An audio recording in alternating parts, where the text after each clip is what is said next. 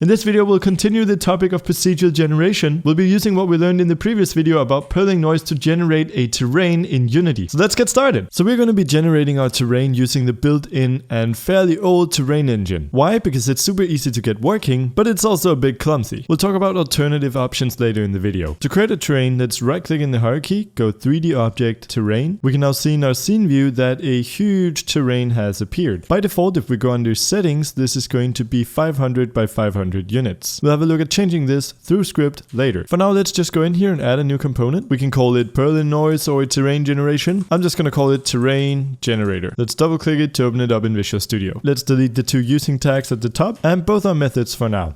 First off, we're going to be needing a lot of the same variables that we used in the last video. We're going to be using a public int width, and we'll default this to 256 again. The same thing for our height.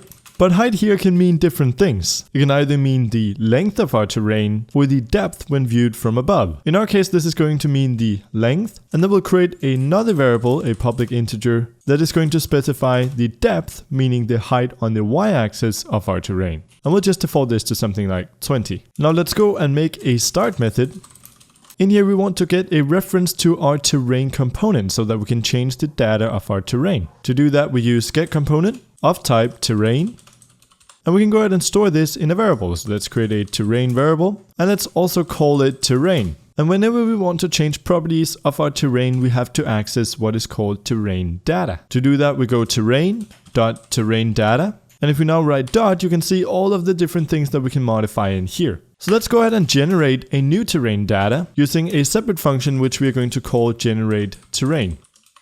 So this generate terrain method is of course going to return a terrain data.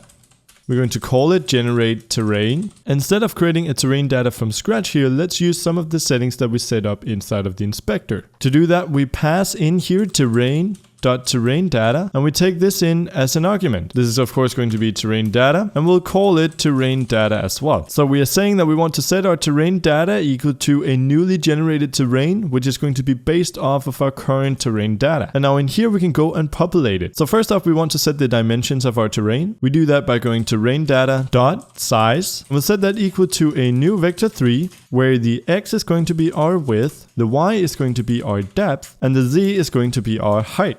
And just like our texture was made up of a whole bunch of different colors, one color for each pixel, our terrain data consists of a two-dimensional array of floats, where each float is the height of our terrain at a given point. And we can modify these heights really easily. All we do is go terrain data dot set heights. We then give it the starting point, which is going to be 0, 0 in our case, and then we give it a two-dimensional array of floats. But of course we want to generate this using Perlin Noise. So we'll write another function here. We'll call it generate heights.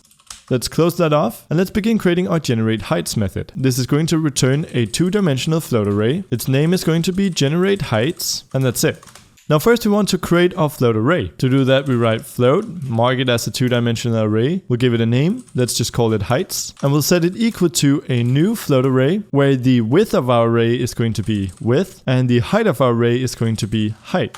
So you can now imagine this float array as a grid of floats, so that each point on our map has a float associated to it. And if we now loop through each point, we can set the float value equal to a sample from our Perlin Noise. So we'll go for int x equals 0. We'll keep looping as long as x is less than our width, and each time we'll increment by 1. Inside of this, we want to create another for loop, which is going to loop through the y's.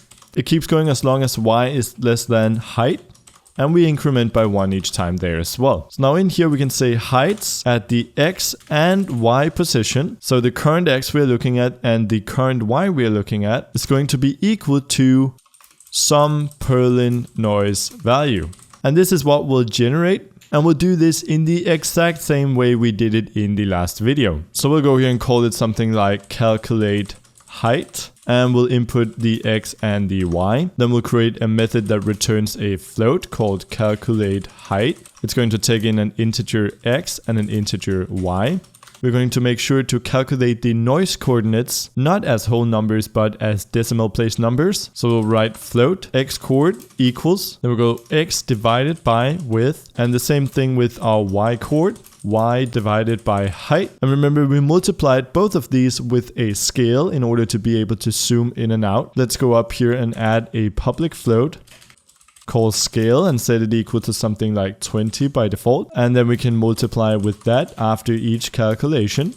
And we'll then return a sample of our math.Perlin Noise at our x chord, comma, our y chord. And now up here we are grabbing the appropriate float and setting it into a heights array. So up here we are calculating our height at the x and y position. We do that by taking our coordinates and converting them into our noise map coordinates. And then we are returning the value of our Perlin Noise function at those coordinates. And we are feeding it into our heights array. So now all there's left to do is return this heights array as soon as we are done looping through it. And so we are now generating our heights correctly, and we can also return our terrain data because we have now both set the size correctly and populated it with a bunch of height data. And that means that up here it's now correctly generating the terrain and feeding it into our terrain component. So if we now hit save, we should see that if we hit play inside of Unity, it does indeed do something. But what's going on here? Well, the first thing is that it's only affecting a quarter of our terrain. That's because there's one more value that we need to adjust other than the size. The other thing is that, well, we aren't getting that much data. It looks like everything is just clamped to a single value. The reason for that is that we forgot to cast these values down here into floats. So we'll write float in front of both of those. And up here, before we set terrain data.size, we'll go in here and say terrain data.heightMapResolution, and we'll just set that equal to our width plus 1. So now when we save, go into Unity and hit play, we should see our terrain correctly generating. And it looks really cool. If we stop playing here, we can go into our scene view, position our camera the way we want it, select our camera, switch to the scene view and hit Ctrl-Shift-F or Command-Shift-F if you're on the Mac. So now we should be able to see our terrain in the game view. We can then go into Visual Studio and change this to the update method. And I don't recommend doing this in the update method unless for testing. But if we now hit play and switch to our terrain here, go under our terrain generator script, we can see that we can now update the scale in real time, and we can also update the depth, which is going to mean the influence of our noise on the terrain. And just like in the last video, if you want a random terrain each time, well, then you're just going to randomize the offset. So we'll just go in here and create a public float offset x, default that to 100, and we'll create one for the y as well. Then down here where we calculate our coordinates on our noise map, we'll add offset x and offset y, and at the top we'll create a void start where we set offset x equal to random.range between 0 and a great number, and we do the same thing with offset y.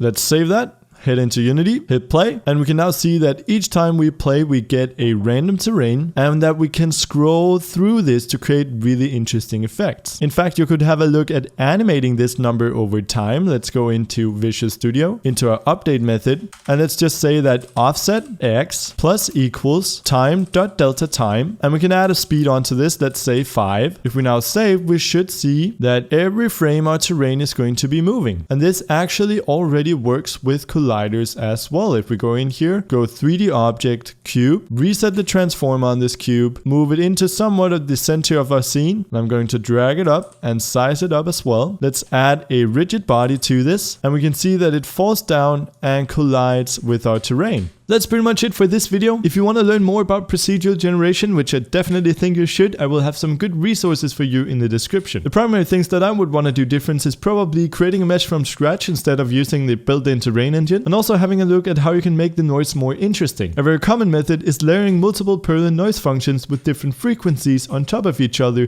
to create variety and detail. These different layers are commonly referred to as octaves. Sebastian Lake has some really cool tutorials on this and some other cool stuff on procedural generation. Again, check out the links in the description. Other than that, thanks for watching, and I will see you in the next video. Thanks to all of the awesome Patreon supporters who donated in April, and a special thanks to Derek Heemskirk, Faisal Marify, James Calhoun, Cyborg Mummy, Cole Cabral, and Jason Latito. If you want to become a patron yourself, you can do so at patreon.com/Brackeys.